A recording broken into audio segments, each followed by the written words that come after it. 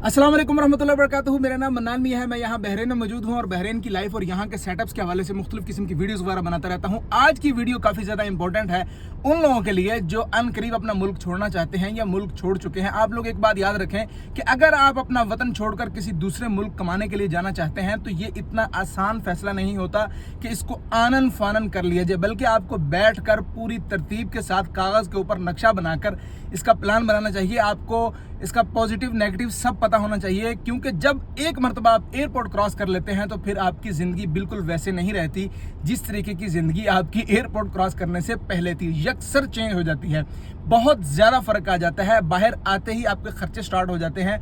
अगर आपके पास इनकम आती है तो उससे पहले आपको बहुत ज़्यादा खर्च भी करना होता है। तो पहली बात तो यह है कि बहुत ज़्यादा एहतियात के साथ, बहुत ज़्यादा जिम्मेदारी के साथ, प्लान के साथ, अक्लमंदी के साथ, मशवरे के साथ फैसला करें बाहर आने का। और दूसरी बात जो मेजर सी बात है वो मैंने एक और वीडियो में भी की थी, दोबारा कर देता हूँ कि आपके पास कोई ख़ास हुनर, कोई डिग्री, कोई स्किल नहीं है तो वो सीखने की कोशिश करें अगर आपके पास टाइम है। और अगर टाइम नहीं है और बहुत ज़्यादा मजबूरी बन गई है और आप किसी दूसरे मुल्क आ ही सकते हैं तो कम से कम ड्राइविंग ज़रूर सीख कर आएँ अपने मुल्क से।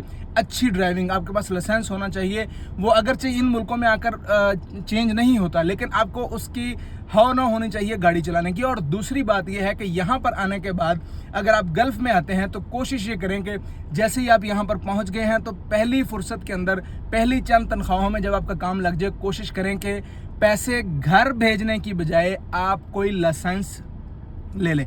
लाइसेंस बिल्कुल वैसे ही है जिस तरीके से आपकी कोई डिग्री है, कोई स्किल है, ये आपके साथ ज़िंदगी भर साथ रहता है। कोशिश ये करें अगर आपने किसी बाहर के मुल्क में रहना है तो आपके पास कम से कम एक लाइसेंस होना चाहिए। उसका फ़ायदा ये होगा, अल्लाह ना करे कभी किसी वक्त में कोई ऐसा प्रॉब्लम बन जाता है आपके पास, तो आपके पास एक ख़ास हुनर होगा, लाइसेंस होगा, आप कुछ काम कर सकेंगे। अगर बहरीन के अंदर मैं बात करूँ तो मोटरसाइकिल का लाइसेंस जो है वो 83-85 दिनार, तकरीबन आप इसको 100 दिनार कर लें। 100 दिनार आपका मोटरसाइकिल का लाइसेंस का बनेगा। और अगर कार की आप बात करें तो तकरीबन 200 प्लस, यानी 210 और 215, 220 तक आप इसका एस्टिमेट रखें अपने दिमाग के अंदर।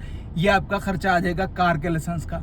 इसको जहन में रख कर आएँ। और अगर आना चाहते हैं और अगर आपके पास पैसे हैं इतने, तो कोशिश ये करें कि इतने पैसे लेकर आएँ और आते ही इसको अप्लाई कर दें लाइसेंस को। लाइसेंस आ गया अगर आपके पास तो आपके पास बहुत सी चीज़ों के अपॉर्चुनिटीज़ मिल जाएंगी और बहुत से खर्चे बच जाएंगे। अगर आपके पास मोटरसाइकिल का लाइसेंस हुआ तो आने जाने का जो आपका फ्यूल और इस तरह के जो प्रॉब्लम है वो ख़त्म हो जाएंगे। कार का लाइसेंस हुआ तो क्या बात है जी, नूरुन अला नूर। उम्मीद है आपको मेरी बात समझ में आ गई होगी। कोई बात पूछना चाहते हो, कोई बताना चाहते हो तो कमेंट बॉक्स हाजिर है, कमेंट्स में मुझे बताएं और मुझे मैसेज भी कर सकते हैं। अगली वीडियो तक मुझे दें इजाज़त। रब रखा, सबका भला, सबकी खैर।